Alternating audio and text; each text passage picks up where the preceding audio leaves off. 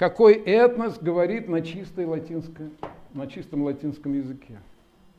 Такого этноса нет.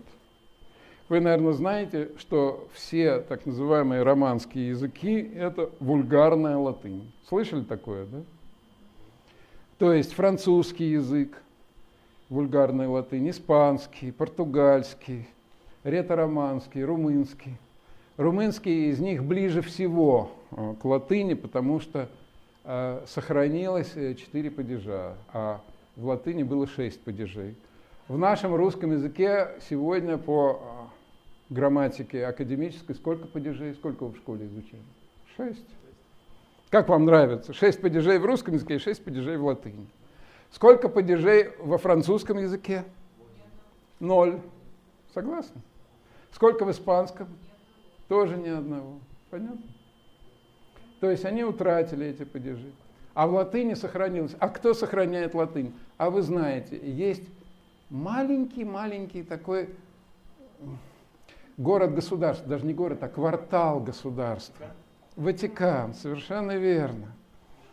Вот, у него, поскольку он, так сказать, отвечает за католическую религию, у него лучшая в мире разведка, ну, имеется в виду в католических странах, да, потому что, как вы знаете, каждый священник обязан докладывать, о чем говорят ему на исповеди.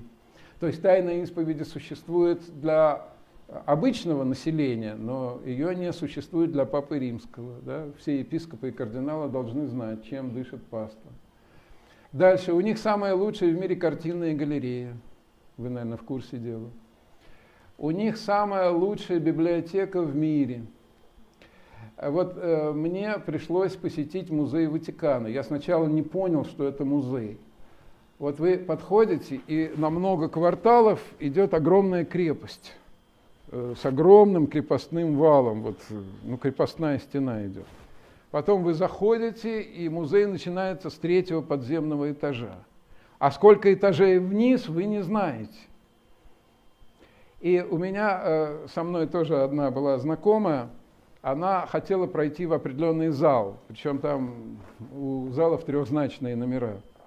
И когда она спросила служителя, как мне пройти, он ей стал долго и подробно объяснять. Он говорит, понимаете, чтобы туда дойти нужно 6,5 километров.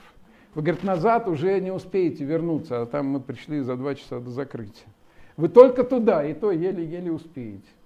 Вы понимаете? Ну, а какова реальная длина? Это она только в определенный зал, а там может быть еще 6 километров. То есть вам понятно, что это километры по залам. И то на тех этажах.